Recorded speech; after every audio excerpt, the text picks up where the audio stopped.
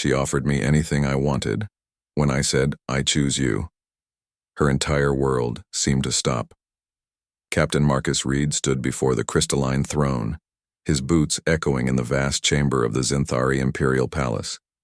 The alien Empress, before him, was magnificent, her iridescent skin shifting between deep purples and silver, her forearms adorned with jewelry that contained the wealth of entire star systems. Her species had ruled this sector of the galaxy for millennia, their technology so advanced that humans were barely considered sentient. You have done something no being has accomplished in 3,000 years, Empress Veltara spoke, her voice harmonizing in frequencies that made the air itself shimmer. You have saved not just my life, but my entire bloodline from extinction. Marcus remained silent, his weathered face betraying no emotion. The past 72 hours had been a blur of impossible choices, desperate gambles, and acts that would be considered suicidal by any reasonable military standard. When the Void Swarm had emerged from dark space, even the mighty Zinthari Empire had trembled. Their planet-killer hives had swept through system after system, consuming everything in their path. But humanity had faced extinction before. They had learned to be resourceful. The plague weapon you delivered to us, the Empress continued, it should not have been possible. Your species lacks the bioengineering capabilities, the quantum manipulation technology, the very understanding of multidimensional genetics required to create such a thing. Marcus finally spoke, his voice rough from exhaustion.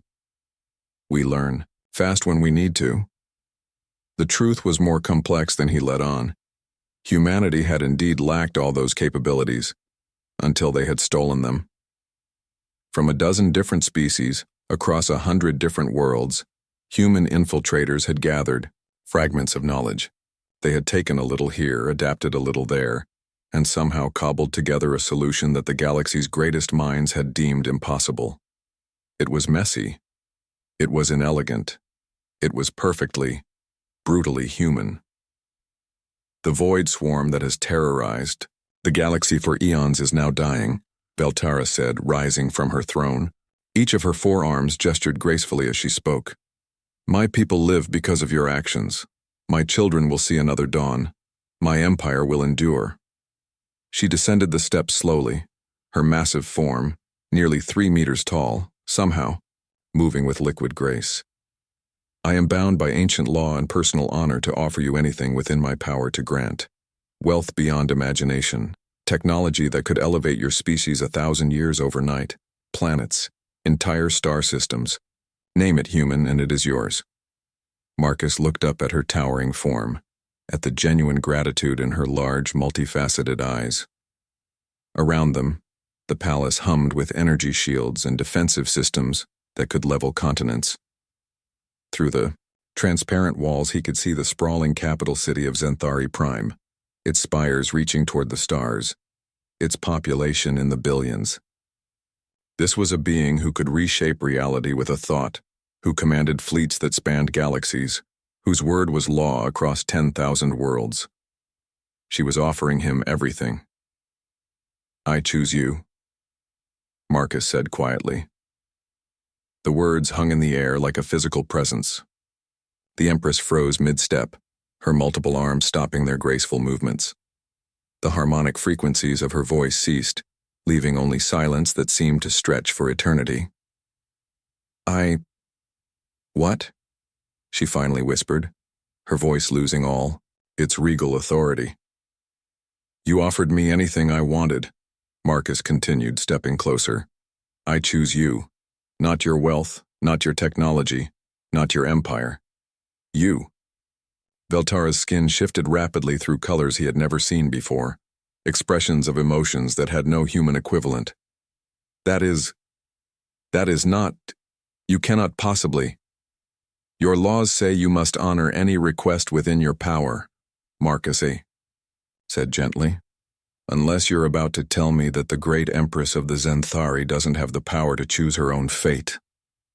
She stared at him, her massive form trembling slightly. You are asking me to abandon everything, my throne, my people, my responsibilities spanning half the galaxy. For what? To follow some primitive human across the stars? Marcus smiled for the first time in days. I'm asking you to live. Really live. Not as an empress bound by duty and law and the expectations of billions, just as yourself. You do not understand what you ask, she said. But her voice had lost its edge of rejection. I understand that in the past 3 days, the only time I saw you truly alive was when we were fighting for survival together. Not when you were giving orders from your throne, not when you were performing ceremonies for your court, when it was just us, making impossible choices and somehow making them work. Veltara's skin settled into a deep, contemplative blue. My people would consider this the greatest scandal in our history. An empress abandoning her throne for love, Marcus suggested. The words seemed to hit her like a physical blow. Her 4 arms wrapped around herself in a gesture that was surprisingly vulnerable for such a powerful being. I have ruled for 800 years, she said quietly. I have never known what it was to choose purely for myself. Then maybe it's time to learn. She looked down at him. This small, scarred human who had somehow accomplished the impossible and was now asking for something even more impossible. If I say yes, she said slowly, there will be consequences. Political upheaval, possible civil war. The galaxy will think I have lost my mind. Marcus shrugged. The galaxy already thinks humans are crazy. We'll fit right in. Despite everything, she laughed, a sound like crystalline bells that filled the chamber with unexpected warmth. You realize, she said, that I have no idea how to be anything other than an empress. Then we'll figure it out together, Marcus replied. That's what humans do. We make things up as we go along. Veltara looked around her throne room last time, at the symbols of power and authority that had defined her existence for centuries. Then she looked back at the human who had somehow seen past all of it to whatever person lay beneath. Very well, Marcus Reed, she said, her voice regaining its harmonic quality but now carrying a note of something new, hope, perhaps, or freedom. I accept your impossible request, but I warn you, learning to be free after 8 centuries of duty may prove more challenging than fighting the Void Swarm. Marcus grinned. Challenge accepted, Your Former Majesty. As they walked together toward the chamber's exit, abandoning an empire for an uncertain future among the stars. The galaxy would indeed remember this day as the moment an empress chose love over power. But that was tomorrow's problem. Today, 2 beings from different worlds had chosen each other, and somehow, that felt like the most human thing of all.